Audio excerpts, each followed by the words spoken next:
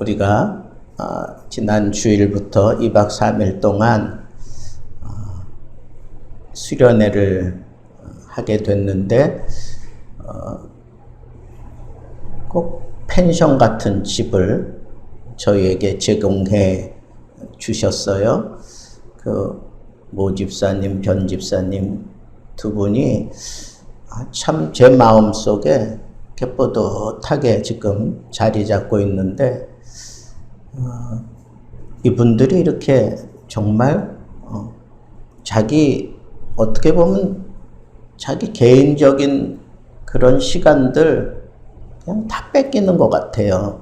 그죠? 여기 선교사님과 아니면 또 여러 교회에서 이렇게 또 찾아오고, 근데 그런 아름아름 해가지고 이제는 이 시즌 때에는 정말 계속 두 부부가 쉴 공간도 없을 정도로 그렇게 다 제공을 하잖아요. 그래서 저희들도 참 편안하게 거기서 지내며 예배를 드리고, 또 마지막 날에는 또 바깥 베란다 거기 나가서 거기서 또 이렇게 캠프 파이어도 하고, 감자를 이렇게 은박지에 싸서 구워줬는데 그거 참 맛있더라고요. 근데 제가 물어봤어요. 집사님, 힘드시지 않으세요? 그랬더니 자기는 이렇게 자기 집을 제공하고 사람들이 와서 여기서 은혜를 받고 안식을 누리고 기쁨을 회복하는 걸 보면 그게 너무너무 좋다는 거예요. 하나님이 저한테 그런 사명을 주셨습니다. 제 아내가 저보다 더 하나님 앞에 이런 큰 사명을 받았는데, 두 사람이 이렇게 마음을 같이 해서 모든 걸 다 제공해 주는 그런 사역을 시작했잖아요. 여러분, 그 집이 잘 사는 집이냐, 회사가 잘 되는 거냐, 그렇지도 않아요. 기도 제목을 이렇게 몇 가지 지금 제가 품고 기도하고 있는데, 그런 걸 보면 잘 사는 집도 아니에요. 모든 게 지금 잘 되고 있는 것도 아니에요. 넉넉하냐, 그런 것도 아니에요. 근데 아무것도 받지 않고 그냥 다 제공을 해주는 거잖아요. 근데 저희들이 조금이라도 뭘 해보려고 했지만 절대로 자기는 그렇게 받지 않는다고 그렇게 말씀하면서 이런 얘기를 했어요. 저희들이 사실은 우리 교회가 와서 이렇게 수련회 하면서 밤중에 그렇게 오래도록 기도하리라고 생각을 못했대요. 예배 마치고 난 다음에 계속 1시간씩 이상 기도하는 걸 자기네들은 그렇게 기대하지도 않았대요. 생각지도 않았는데 막 그렇게 우리 교회가 막 오래 기도하고 그럴 때 자기들이 은혜 받았던, 예전에 은혜 받았던 그런 생각들이 막 밀려오면서 자기들 마음에 진정한 힐링이 되었노라고 그러면서 오히려 목사님과 교회에 감사드린다고 이런 얘기를 하는 걸 들었어요.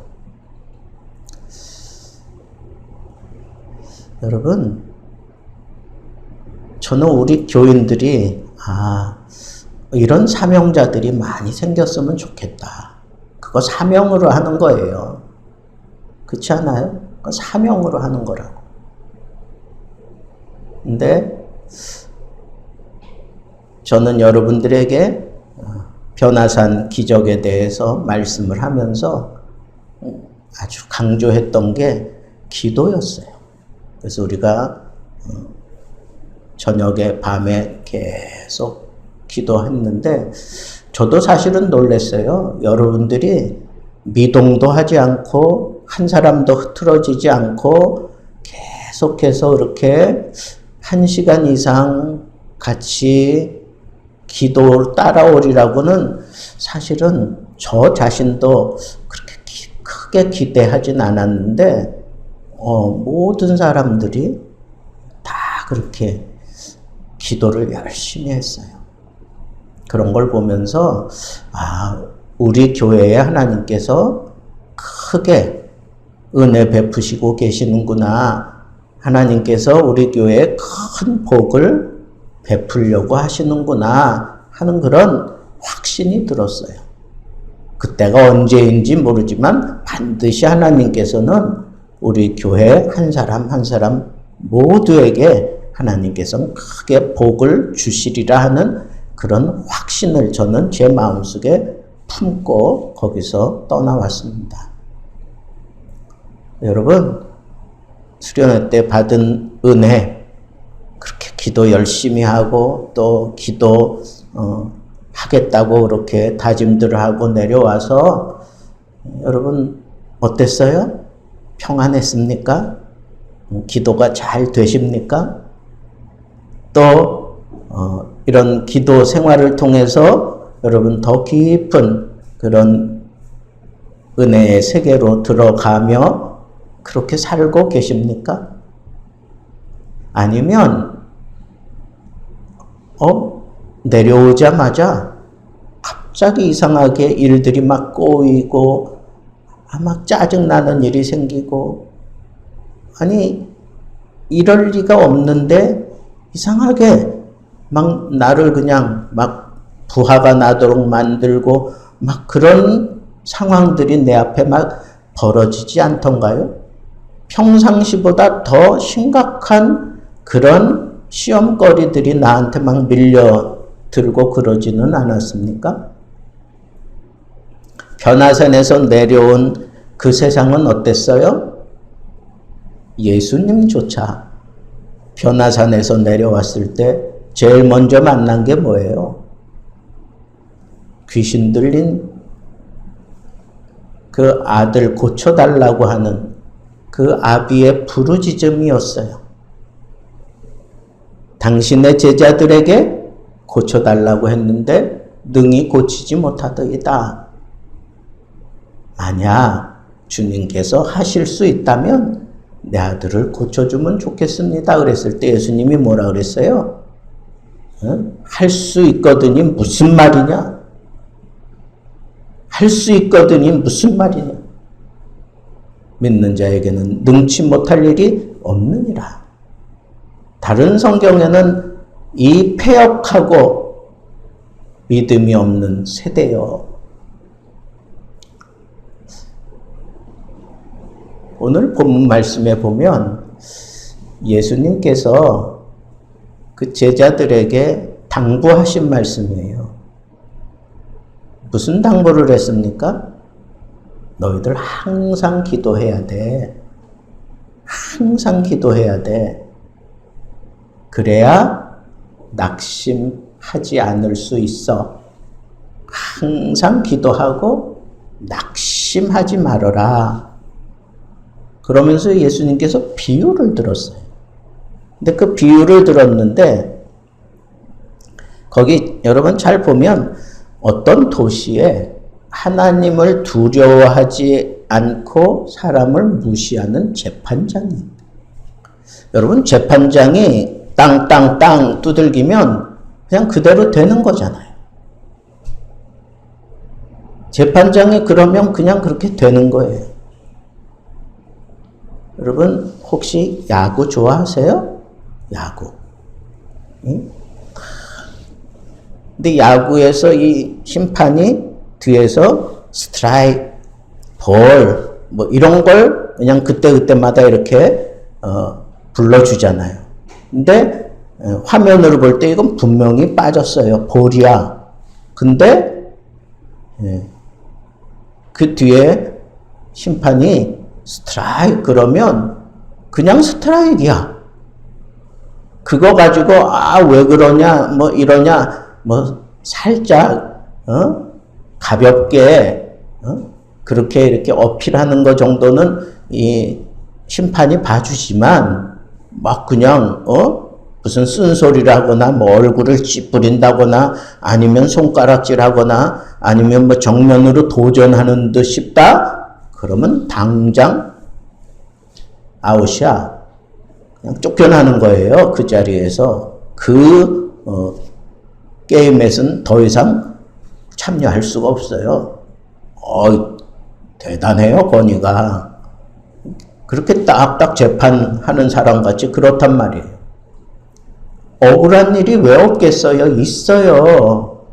세상에서도, 우리가 사는 세상에도 보면 이런 하나님을 모르고 사람을 무시하는 재판장이 반드시 있다니까.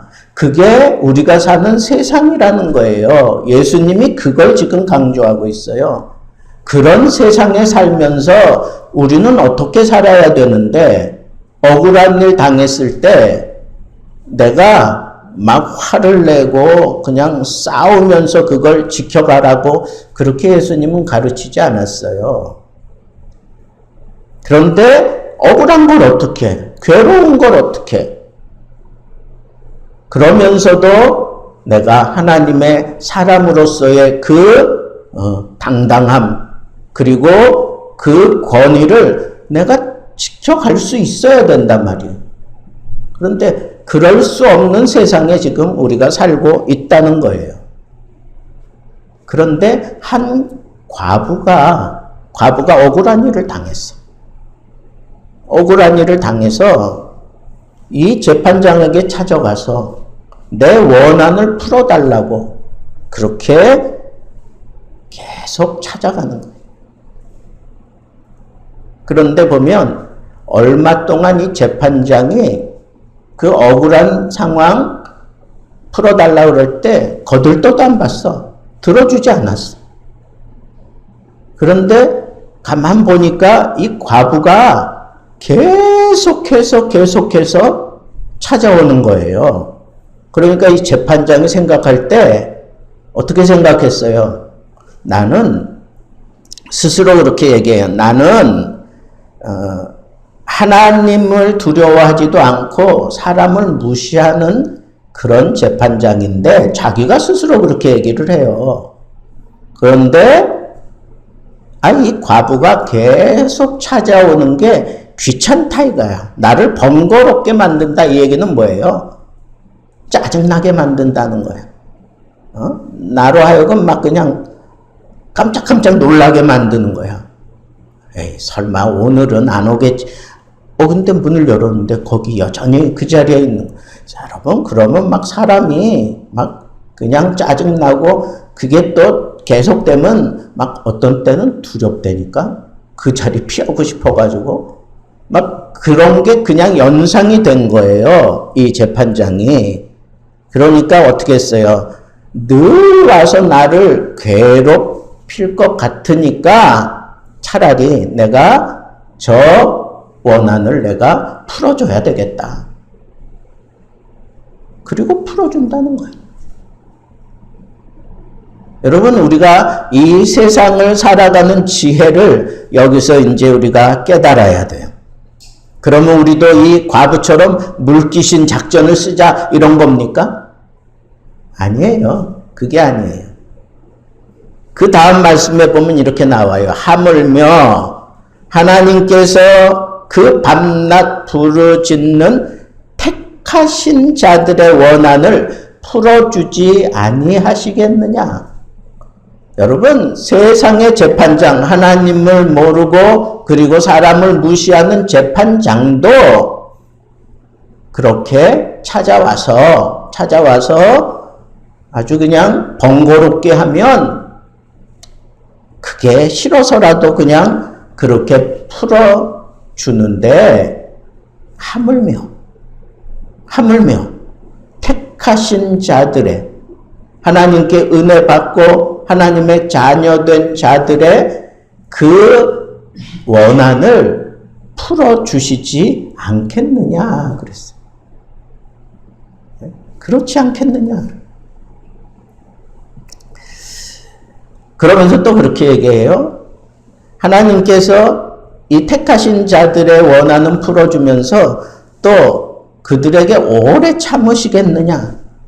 여기 그들은 택하신 자들도 있을 수 있지만 택하신 자들에게 아주 잘못된 것을 요구하는 그들이라고도 그렇게 이해해도 괜찮습니다. 그리고 내가 너희에게 이르노니 속히 그 원한을 풀어주시리라. 속히 그 원한을 풀어주시리라.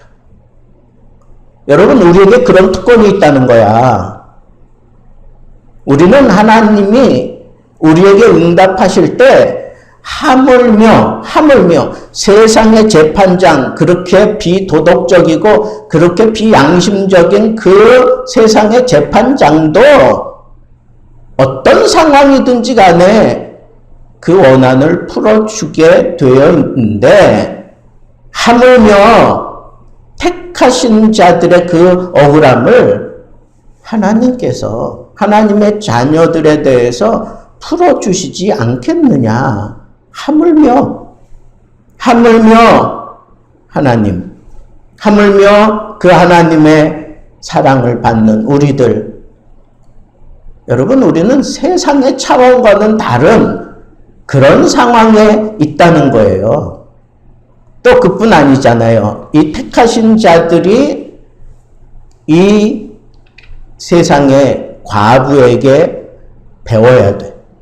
여기 보니까 밤낮 부르짖는 그 원한을, 밤낮 부르짖는 그 원한을 하나님께서 어찌 안 들어주시겠느냐 그랬어요. 여러분, 우리에게 있는 특권 중에 특권이 뭘까요? 하나님을 움직이면 되는데, 저 세상의 재판장을 움직인 게 이 과부의 그냥 물귀신 작전을 쓰듯이 계속해서 그렇게 찾아간 거잖아. 그러면 우리는 특권이 있어. 하물며의 하나님, 그 하나님이 우리를 돌아봐 주시기만 하면 돼. 우리의 이 기도를 들어주시기만 하면 모든 건 다 끝나는 거야. 그러면 어떻게 하라는 거예요? 이런 특권을 가진 너희들이 그럼에도 불구하고 그 원한을 풀지 못하고 그 어려운 일들이 계속해서 이렇게 저렇게 꼬여 있는 것은 밤낮 부르짖지 않았기 때문이라는 거예요. 밤낮 부르짖는다 하는 얘기는 그냥 말 그대로 밤낮 부르짖는 거고, 또 하나는 여러분, 밤낮 부르짖을 때 어떤 때 밤낮 부르짖게 될까요? 이거 외에는 소망이 없다라고 생각되어지면 밤낮 부르짖게 되더라고. 여러분들은 안 그렇습니까? 저는 그러던데요. 이거 외에는 다른 방도가 없다 싶으니까 그냥 거기에만 그냥 아침이고 점심이고 저녁이고 밤이고 자다가 말고 일어나면 또 그 붙잡고 또 기도하고, 이게 밤낮 부르짖는 거예요. 이런 기도를 하나님이 지금 기다리고 계신다는 거예요. 재판장으로서 하나님. 그러면서 우리에게 희망적인 그런 말씀을 하셨어요. 약속을 속히 풀어주시리라 그랬어요. 여러분, 삶 속에서 어렵다고 생각되어지는 거 있어요? 얽히고 설킨 문제 있습니까? 이건 내 생각으로는 이것만 해주면 그냥 다 풀릴 것 같은데 그게 안 풀려가지고, 이것만 어떻게 살짝 건드려주면 이 모든 문제 싹 해결될 것 같은데 그게 안 풀려가지고, 근데 가만히 살펴보니까 그걸 틀어쥐고 있는 어떤 사람이 있을 수 있고, 은행일 수도 있고, 어떤 채권자일 수도 있고, 많아요. 근데 그걸 풀어주길 원해서 하나님께 우리는 부르짖어야 돼. 하나님께 부르짖으라는. 근데 어떤 하나님인 줄 알고 부르짖으라는 거야? 하물며의 하나님. 하물며의 하나님. 나를 아들 삼으신 하나님. 그리고 하나님은 악한 자들을 절대로 오래 참으시는 하나님이 아니에요. 심판하시는 하나님, 심판을 해서라도 하나님의 택한 자들의 길을 열어놓고야 마시는 그 하나님 붙들고 그냥 하나님 앞에 부르짖으세요. 밤낮. 하나님 이 길 외에는 나는 모르겠습니다. 하나님 이 길 풀어주세요. 하나님 이 매듭 풀어주세요. 하나님이 함께 하셔야 이 문제 해결됩니다. 그렇게 부르짖으라는 거예요. 이 과부가 할 수 있었던 일이 뭐예요?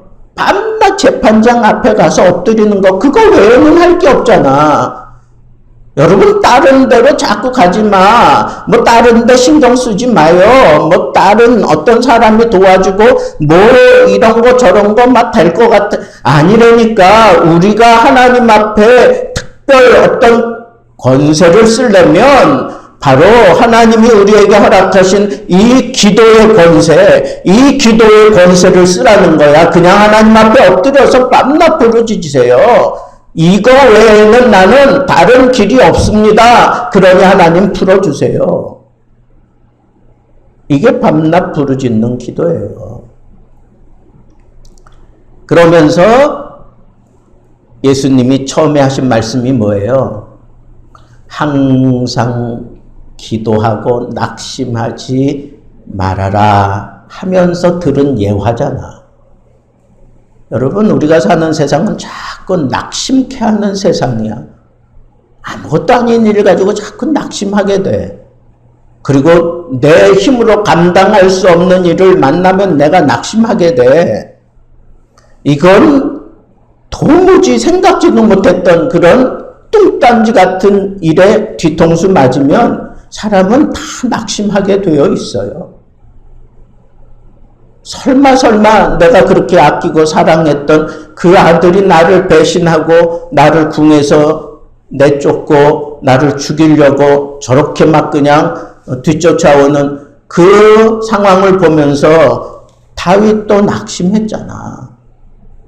그러나 낙심에 지지 않았어. 그 낙심을 이겨내잖아요. 내 영혼아, 내가 어찌하여 낙심하느냐. 너는 하나님을 소망하라. 어떻게? 하나님이 하신 일을 기억하고 그리고 하나님께 기도하면서 이 모든 문제들을 풀어냈던 것을 기억하라는 거예요. 그리고 하나님께 내 전부를 다 맡기라는 거예요. 오늘 말씀도 예수님이 제일 마지막에 뭐라 그래요? 그러나 내가 이 세상 다시 올 때 참 믿음을 볼 수 있겠느냐?